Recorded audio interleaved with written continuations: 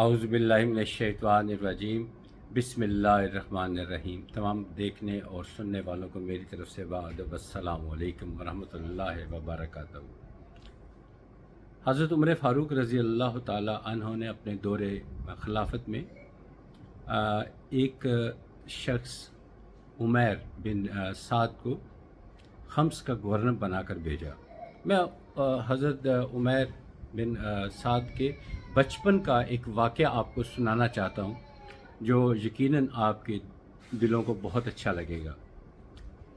جب عمیر جو رضی اللہ تعالیٰ عنہ بہت چھوٹے تھے، یعنی کہ مسجد نبوی تک آنا بھی مشکل تھا، اکیلے وہ نہیں آ جا سکتے تھے، تو وہ اپنے چچا کے ساتھ آتے اور نبی پاک صلی اللہ علیہ وآلہ وسلم کی پیاری پیاری باتیں سنتے اور ذہن نشین کر لیتے، لیکن بولنا بھی صحیح آتا نہیں تھا، لیکن تجسس بہت تھا، شوق کے ساتھ جاتے، شوق سے باتیں سنتے اور یاد رکھتے۔ ایک دن ایسا ہوا کہ وہ اپنے چچا ان کے ساتھ نہ آئے بلکہ اکیلے آئے۔ شوق تھا آنے کا نا، تو چچا نہ آئے تو وہ اکیلے ہی چل پڑے۔ وہاں پہ نبی پاک صلی اللہ علیہ وآلہ وسلم قیامت کی ہولناکیاں اور دوزخ میں کیا ہوگا، یہ ساری باتیں، ہر چیز آپ بیان فرماتے تھے، جنت کا ذکر بھی فرماتے، دوزخ کا ذکر بھی فرماتے، زندگی کے ہر پہلو کا ذکر فرماتے۔ تو یہ بھی ذکر آیا، تو آپ یہ سارا ذکر سننے کے بعد آپ نے اپنے چچا ان کو بھی جا کے سنایا کہ آج وہ اس محفل میں موجود نہیں تھے۔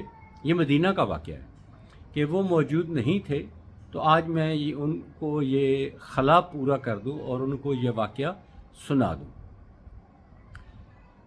جب یہ واقعہ سنایا تو ان کے چچا، شاید جن کا نام چلاس تھا، انہوں نے کہا کہ تھا وہ مسلمان، لیکن اس نے جواب دیا کہ اگر محمد صلی اللہ علیہ وآلہ وسلم سچے ہیں تو ہم گدھوں سے بھی زیادہ برے ہیں، نعوذ باللہ۔ مسلمان ہو کر، دراصل وہ منافق تھا، لیکن وہ دکھاوے کے لیے مسلمانوں کی عددی طاقت کو دیکھتے ہوئے وہ کلمہ تو پڑھ لیا، لیکن اندر سے وہ منافق تھا۔ بہرحال یہ باتیں سننے کے بعد حضرت عمیر ان کو بہت دکھ پہنچا اور اپنے چچا سے کہا، اس دنیا میں نبی پاک صلی اللہ علیہ وآلہ وسلم کے بعد سب سے زیادہ میں نے جس سے پیار کیا ہے وہ چچا آپ سے کیا، مجھے آپ سے زیادہ کوئی محبوب نہیں تھا، لیکن آج یہ آپ کی باتیں سننے کے بعد سب سے زیادہ برے مجھے آپ لگ رہے ہیں،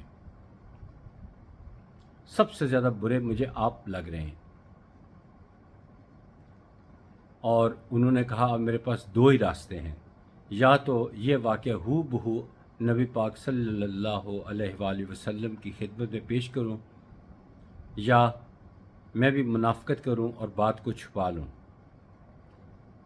بہرحال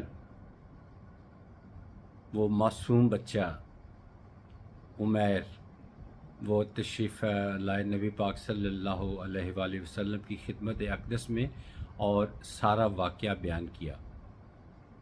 آپ نے واقعہ سننے کے بعد اصحابہ اکرام ان کو طلب کیا اور ان سے پوچھا کہ یہ بچہ، معصوم بچہ یہ بات کہہ رہا ہے، آپ کا کیا خیال ہے؟ تو لوگوں نے کہا کہ اس کے چچا ہمارے ساتھ نماز پڑھتے ہیں، عقل مند ہیں، شعور رکھتے ہیں، تو یہ بچہ تو ناسمجھ ہے، یہ تو اس کو تو اپنی سمجھ نہیں ہے، تو لہٰذا اس کی بات پہ یقین کرنا مناسب نہیں ہے۔ تو جب حضرت عمیر بھی پاس ہی بچے تھے، 2.5 سال کے ہوں گے، 3 سال کے ہوں گے یا 4 سال کے ہوں گے، تو انہوں نے بہت رنجیدہ ہوئے، میں نے بات بھی کی اور اس کا اثر بھی کوئی نہ ہوا۔ تو آپ نے اسی وقت ہاتھ اٹھائے، اللہ تعالیٰ کی طرف رجوع کیا اور اللہ تعالیٰ سے دعا کی، یا اللہ اگر میں جھوٹا ہوں تو مجھے سزا دے، اور اگر میں سچا ہوں تو میری گواہی دے۔ ابھی حضرت عمیر انہوں نے ہاتھ نیچے ہی نہیں بھیگنے ہوئے تھے کہ حضرت جبرائیل علیہ السلام وحی لے کر حاضر ہوئے اور حضرت عمیر کے واقعے کی تصدیق کی۔ اس کا ذکر سورہ توبہ میں موجود ہے، اور آپ نبی پاک صلی اللہ علیہ وآلہ وسلم نے بڑے ہی پیار کے ساتھ اس معصوم بچے یعنی عمیر ان کے کان کو پکڑا اور کہا کہ تمہارے کان نے درست سنا، واقعی ہی تمہارے چچا نے یہ الفاظ استعمال کیے ہیں۔ تو جو یہ ہوتا ہے، اللہ اور اس کے رسول کو جو چاہتے ہیں، محبت کرتے ہیں، اللہ تعالیٰ ان کی عزت پر پہرا دیتے ہیں، جس کی یہ ایک چھوٹی ساری مثال میں نے آپ کے سامنے پیش کی ہے۔ اس طرح کی ہزاروں لاکھوں مثالیں موجود ہوں گی ہمارے علم میں، میرے علم میں کم از کم جو آتا ہے وہ میں آپ تک پہنچا دیتا ہوں۔ اور میں اس کے جواب میں آپ سے صرف ایک ہی درخواست کرتا ہوں کہ پلیز خدا را یہ واقعات اپنے بچوں کو سنائیں، یہ شیئر کر دیں، اپنے گھر میں سب کو سنائیں، گھر میں یہ ویڈیو لگائیں اور سب کو سنائیں۔ آپ کو اچھا لگے گا، آپ کے بچوں کو بھی اچھا لگے گا اور اچھے اثرات محسوس ہوں گے انشاءاللہ تعالی۔ امید ہے آج کی ویڈیو آپ کو پسند آئی ہوگی۔ اگلی ویڈیو تک اجازت دیجیے۔ خدا حافظ۔ السلام علیکم ورحمۃ اللہ وبرکاتہ۔